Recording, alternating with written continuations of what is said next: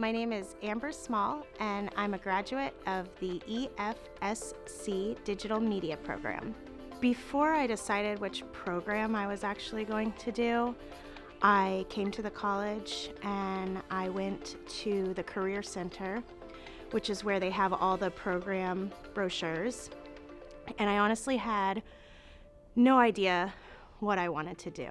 And then I noticed the digital media and television program, and I immediately was like, that's what I want to do.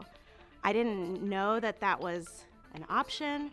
I didn't think that that was something you could go to school for, but I was starting to get really involved with social media and doing things for my own social events, and I always wanted to do the filming and do interviews, and I liked to create things and put them on the internet. So when I saw that brochure, I was like, this is for me. I would tell somebody interested in this program to do it and not to hesitate. It didn't feel like school. It doesn't feel like work.